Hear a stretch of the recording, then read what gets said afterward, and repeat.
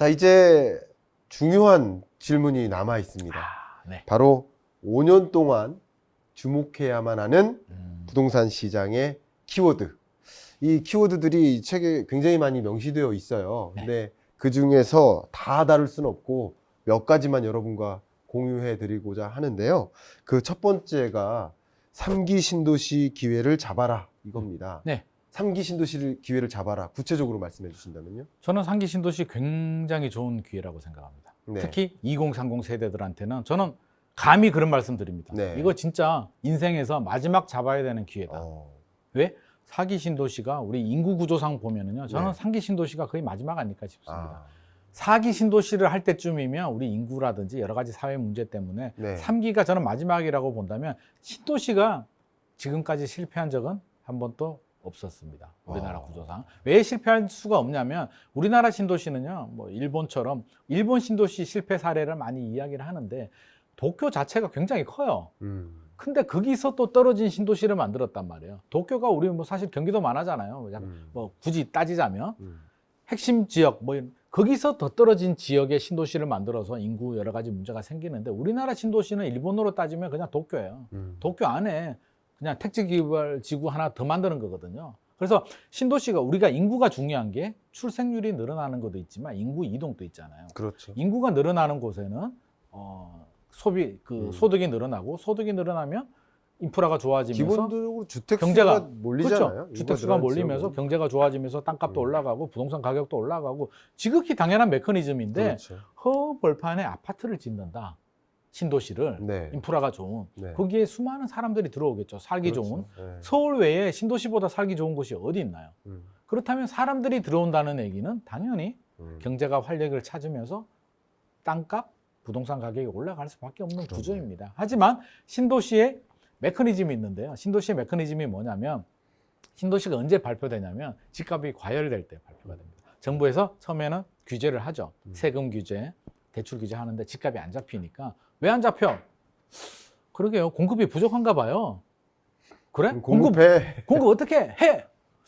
신도시 해야 되는 거예요? 신도시. 뭐죠? 뭐 재건축 재개발도 하는데 시간이 오래 걸립니다. 쉬운 게 뭐야? 신도시 해.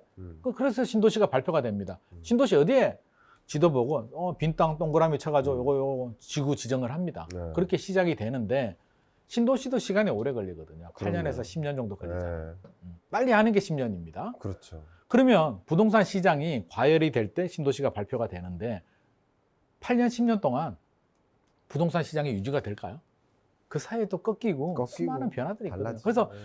이제 분양하고 토지 보상 끝나고 분양할 때쯤 되면 꺾여요. 네. 1기 신도시도 그랬고요. 1기 신도시는 워낙 빨리 진행했으니까 뭐 이제 좀 그렇다 치고 2기 신도시를 보자면 위례, 광교, 동탄, 김포 나올 때 진짜 힘들었습니다. 딱 맞아 떨어졌어요. 부동산 시장 심리도 죽는데 입주 물량, 분양 물량까지 나오니까 데드크로스가 돼서 완전히 꺾여버렸거든요. 네. 3기 신도시도 공교롭게도 본청약이 뭐 2024년이 될지 2025년이 될지는 모르겠지만 네. 그때까지 과연 다시 대세 상승이 될까라고 본다면 저는 그때가 마지막 기회가. 바닥일 수도 있다. 어. 그렇게 되면 어떤 기회가 생기냐면요.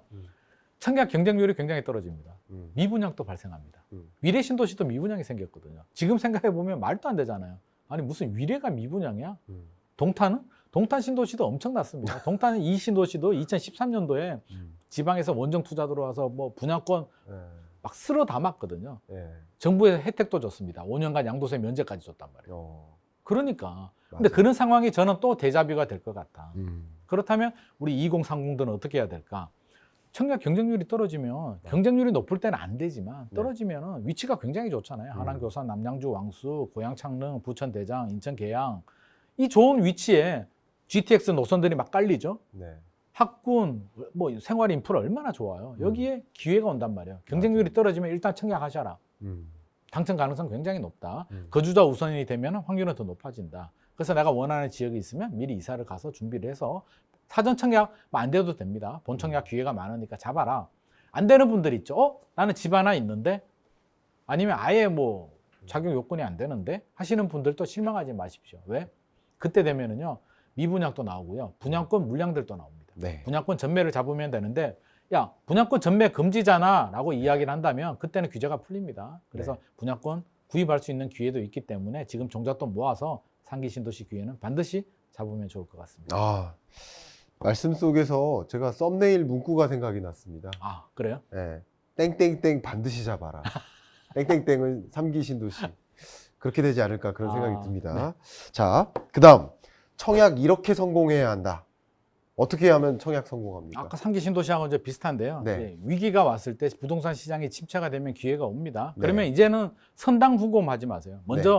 먼저 막 질러가지고 난 안 되겠지라고 지르지 마시고 네. 이제는 선택과 집중을 해야 됩니다. 괜찮은 네. 지역들, 3기 신도시라든지 네. 내가 향후에 들어갈 만한 곳, 내 마음이 들고요. 다른 사람 마음에 드는 곳들이 좋은 아파트입니다. 그래서 네. 아무데나 하지 마시고 이제 선택과 집중을 좀 하셔라. 아. 앞으로도 좋은 기회들이 막 있기 때문에 네. 막 집어 던지지 마시고 차분하게 기다리면서 좋은 거 위주로 선별 청약을 하시는 게 좋고요. 거주자 우선 제도 적극 활용하는 것이 좋습니다. 아, 지금 키워드들이 쭉 나열될 텐데요. 이게 연결될 겁니다. 네. 3기 신도시 이야기 했고요. 네. 청약을 그것과 관련해서 좀 생각을 하시면 좋겠고, 세 번째가 GTX예요. 네.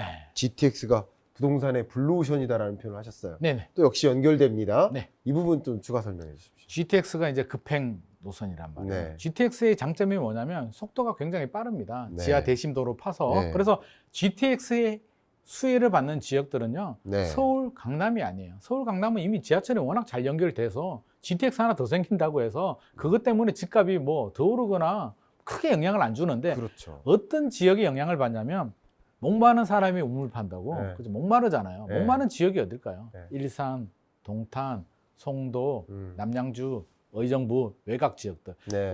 예를 들어서 일산에서 강남 한번 나오려면 시간이 굉장히 오래 걸리죠. 1시간 넘게 걸리는데 GTX 생기면 네. 30분 내로 가능하거든요. 음. 이런 지역들이 큰 수혜를 받을 수가 있고요. 말씀드렸던 3기 신도시 라인에 GTX, ABC 라인이 꽂힙니다. 연결이 된다면 역시 골드 라인이 들어가는 거죠. 네. 강남으로 강남, 서울역에 막 연결이 되기 때문에 이런 라인들 중간중간에 연결되는 역들 눈여겨보시고요. DEF 신설 노선들도 윤석열 정부 내에 철도 계획이라도 발표가 된다면 또 장기적으로 호재가 될 수도 있기 때문에 GTX 라인들은 항상 미래 가치로 눈여겨보시는 것이 좋습니다. 네. 부동산 키워드 지금 세 번째까지 갔는데 세 가지가 연동이 됩니다. 네. 마지막 네 번째를 좀 여러분께 말씀드리고자 하는데요. 기본적으로 우리 정책 자체가 이 서울을 어떻게 보면 상업지구, 그리고 경기도를 주변 배후 경기도를 주거지구로 생각을 하고 있어요. 네. 그러면 이 상업지구와 주거지구를 구분하되 주거지구로서 충분하게 만들 수 있게 조성하려면 뭘 해야 될까요? 교통편이죠. 그렇죠, 그렇죠. 그런 관점에서 GTX가 굉장히 중요한 부동산 시장을 결정하는 요인이라고 생각하시면 좋겠고요. 마지막 네 번째도 마찬가지입니다. 신분당선 연장입니다. 이것은 소위 강남과 판교를 그냥 한 번에 갈 수 있는 연장인데 이것도 좀 주의를 해야 된다. 우리가 유념해야 된다라는 것을 강조하셨는데 추가적으로 좀 말씀 부탁드립니다. 최고의 골드라인이죠. 신분당선. GTX도 골드라인이지만 우리가 판교 신도시와 광교 신도시가 왜 명품 신도시로 우뚝 섰을까? 저는 네. 신분당선의 힘입니다. 신분당선 골드라인이 강남에서 광교에서 타면 30분 안 걸리거든요. 네. 쭉 간단 말이에요. 판교도 마찬가지입니다. 그렇네요. 미리 개통이 됐어요. 빨리 네. 늦게 개통이 된 게 아니라 그렇기 때문에 명품이 됐는데 자 강남 지금 이제 신사까지 연결이 됐죠. 신사에서 이제 광교 판교 지쳐서 광교까지 연결이 되는데 이게 맞아요. 더 연장이 또 됩니다. 광교 아래에 호매실까지 연장이 되고요. 위쪽으로는 그 고양까지 연결이 됩니다. 그러면 이 골드라인이 연장이 된다면 서쪽에서 네. 동남부로 쭉 연결이 되는 골드라인이 또 하나가 생기는 거거든요. GTX도 생기지만 신분당선 골드라인이 생기기 때문에 속도가 굉장히 빠르고요. 이런 라인들, 지금 연장 라인들도 저는 눈여겨봐야 된다. 오히려 집값이 오를 때는 엄두가 안 나잖아요. 네. 근데 집값이 떨어졌을 때는 이런 호재들이 있는 지역들, 혹시 집값이 생각했을 때, 이 정도면 많이 떨어졌어. 정부가 시그널을 줘. 바닥에 시그널이 왔어요. 네네. 그러면 우리 동네 사야 될까요? 나 우리 동네 살기 좋으니까 우리 동네 해? 그게 아니라 그럴 때는 이런 거 개발 호재라든지 미래 가치가 있는 지역들로 들어가야 된다는 거죠. 나는 우리 동네 편하니까 우리 동네 산도 있고 너무 좋아. 이런 선택보다는 예. 아는 사람들이 선호하는 지역, 미래 가치가 있는 지역으로 네. 접근하는 것이 좋습니다. 정말 좋습니다. 지금 5년 동안 반드시 이것만큼은 주목해야 된다. 키워드가 이거 외에도 더 많이 있습니다. 책에는 많이 있는데 그중에서 제가 4개만 꼽은 겁니다. 왜냐하면 이 4가지를 또 요약하면 답이 어느 정도 나오거든요. 아마 이미 답을 정하고 계신 분이 계시리라 생각이 됩니다. 이제 이 길었지만 저는 한 5분 동안 이야기했던 맞습니다. 것처럼 너무 흥미진진하게 말씀을 들었습니다. 이 길었던 책인사 인터뷰 과정에서 대미를 장식하는 아우트로 공통 질문이 있습니다. 네. 먼저 제가 저한테 하는 질문입니다. 네. 김광석이 생각하는 김인만이란? 네. 저는 미리 생각하지 않고요. 네. 딱 1시간여 동안 대화하고 대화 나눈 그 소감을 바로 말씀드리는 것인데요. 네. 김광석이 생각하는 김인만은 네. 골드라인이다. 결국 이 시장의 사이클을 정확하게 진단할 수 있는 그 시그널들을 읽게 해주고, 특히 부동산 시장을 결정짓는 그 키워드들, 이런 것을 바탕으로 해서 여러분들이 골드라인을 찾아갈 수 있도록 도와주는 그런 인물이다. 그런 생각을 했는데 어떻게 생각하십니까? 너무 감사합니다. 과찬의 말씀이고요. 진짜 가슴이 네. 웅장해지는 것 같습니다. 예. 감사합니다. 네. 정말 골드라인 적인 그 조언을 마구마구 뿜뿜해 주셔가지고 제 명함에 골드라인 김인만이라고 해야 될 것 같습니다. 대단히 감사한 말씀입니다. 자, 이번에 책을 통해서 이제 전달하고자 하는 그 메시지를 함축적으로 요청을 드리고자 합니다. 네. 길게는 아니고요. 네. 결국 이 책이 전달하는 메시지 10글자 이내로 답변을 해주셔야 됩니다. 10글자 이내요? 네, 오래 걸리면 안 됩니다. 저는 개인적으로 5글자로 요약한 바가 있었어요. 와. 변화에 투자하라. 7자네요. 네. 네, 어쨌든 10글자 이내로 지금 이 책이 전달하는 메시지 어떤 겁니까? 정책과 시대 흐름을 읽어라. 11자 됐습니다. 읽어 하면 되겠네요. 읽어. 그죠? 네. 반말인데요? 반말이라도 요약하다 보면 네.